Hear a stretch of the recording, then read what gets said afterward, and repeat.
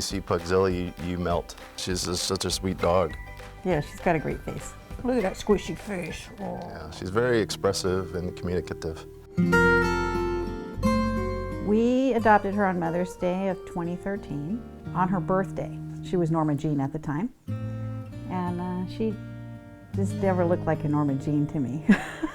She was part of a puppy mill. She was a mama. So when she came to us, she was not potty trained, and she was weak. She couldn't jump up on the furniture or anything. She couldn't walk very far. We would take her on a walk and end up carrying her back.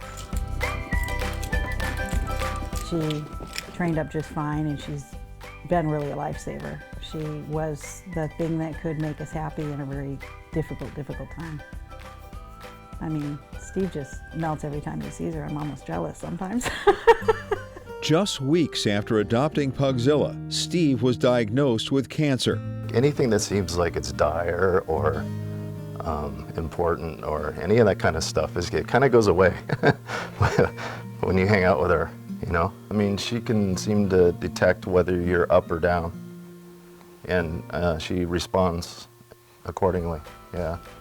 So, you know, she'll sit on you and want to comfort you if you don't feel too good. And if you do feel good, you know, she's ready to do something with you. Pugzilla became a service dog who now watches over Janice. I have an illness that affects my mitochondria, so I can hit a certain level of activity that will knock me out, cause me to have a collapse. She will tell me before I hit that point so that I will stop. Yeah, she's amazing.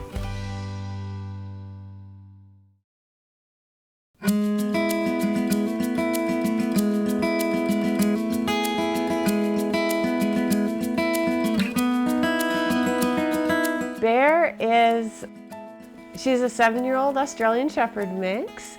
She's an angel. She's very, very sweet. Well, she's a really fun, playful dog.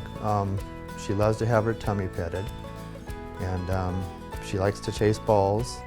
She really likes to be with us. No matter what you're doing, she wants to be there. Her biggest mission is to be a good buddy.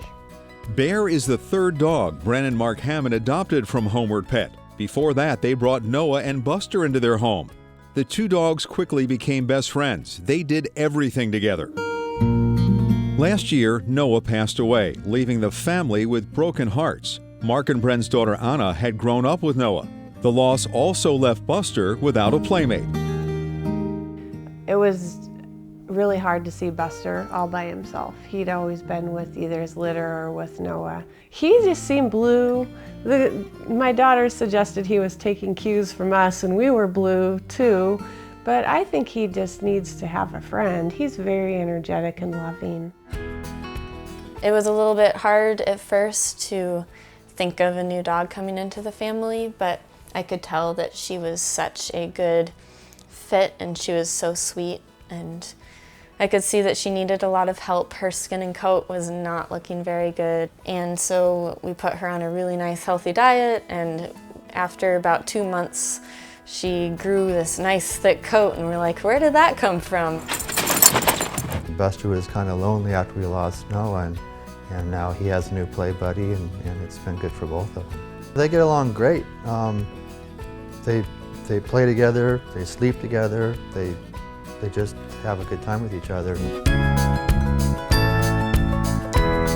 Just an amazing place. They do such a good job of matching up families with dogs. They really care about the animal.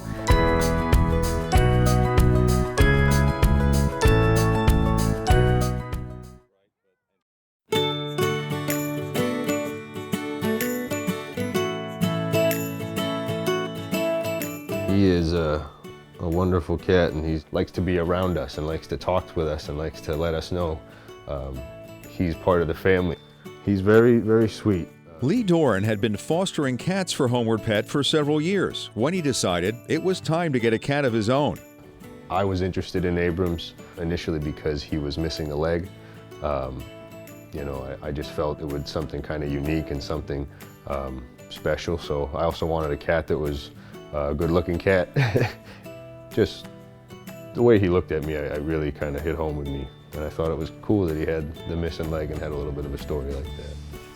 It seemed like a natural fit. Lee is recovering from his own injuries. During his military service in Iraq, Lee suffered a traumatic brain injury.